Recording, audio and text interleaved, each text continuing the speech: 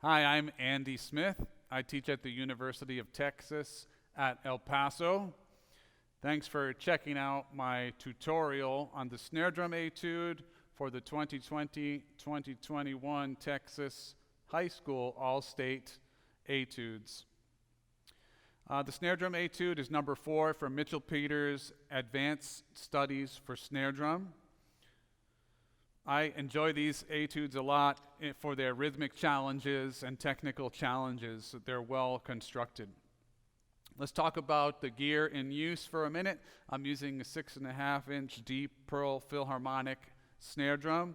You could certainly use a shallower drum, a 4 or 5-inch drum.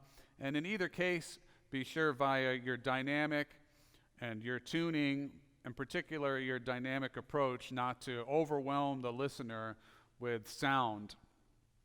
I've got an Evans Strata head on here. I also prefer the orchestral head. It's a white coated head. And either way, a thinner head like a 7mm head for sensitivity. And I've got this awesome pair of innovative percussion Chris Lamb CL1L sticks. They're the laminated model number 1. And this is an extra awesome, heavy, hand-selected pair. Well matched. They feel great at all dynamics and help me feel in control of what's going on. In terms of tuning, I tune, because this is a deeper drum, I like a G sharp on the top head, and some folks tune the bottom head as high as a 5th above and maybe a 3rd. I have the most success, at least with this drum and some drums, with a minor 2nd. So I just have a minor 2nd higher on the bottom. In terms of grip, find the grip that works for you.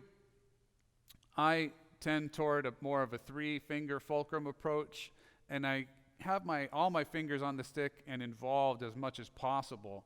Sometimes that back finger might come off a little bit like a piano dynamic rolls, in which case then I notice the stick bouncing off of the back of my hand. Speaking of rolls, a sextuplet rate of motion should work well at the tempo range. And think about use of arm with the rolls versus wrist for the single strokes.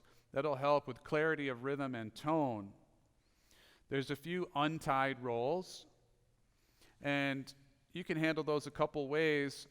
In this etude, I chose to just play roll strokes and pull out of the roll.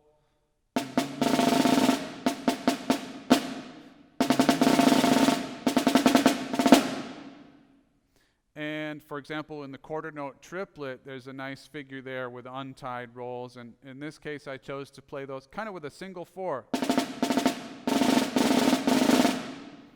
And of course, I subdivide the 8th note triplet anytime that I play quarter note triplets. Don't guess, otherwise you'll end up sounding duple. In terms of your roll quality, try isolating each hand and listen that you have a consistency of sound. Sometimes use a mirror. Sometimes the weaker hand will tend to use less arm, and you can really reveal that when you check out yourself in a mirror or take a short video on your handheld device. In terms of rhythm, besides the quarter note triplet, there's some duple to triple, 16th notes and sextuplets. Practicing with an 8th note on your metronome will help you to define those rhythms. A copy and paste concept and a fence post concept can also be helpful. For example, in the first measure, if I think of my lead hand as playing fence posts, then I just put the picket in between.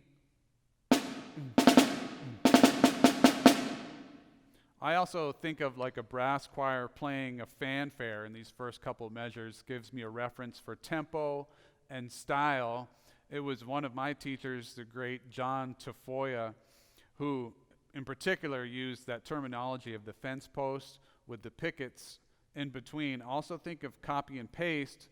So once you play, you want each consequent iteration of that to match in sound. Thinking of a macro rhythm is very helpful. Measure 4, for example, if again I think of that fence post, there's a familiar double beat rhythm,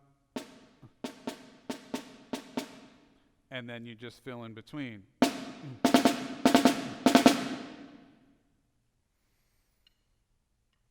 You need to address dynamic in terms of a consistent piano dynamic, and also try to have some definition between your forte and fortissimo. Lastly, in regard to grace notes, you have decisions to make about same hand flams or drags versus alternating. Often in symphonic playing, we'll play same hand on flams for consistency of sound. Alternating, though, can enhance the style, can make things sound a little bit danceable.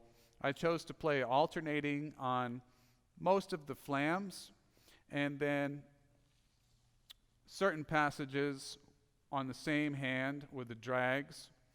Then you have that drag to flam exchange. I find it helpful to give most of the work to my strong hand, so I play a right hand flam and a left hand drag. So have some fun with number 4 from Mitchell Peters. It's a great, challenging, and fun piece, and you want to be diligent with your approaches to practice.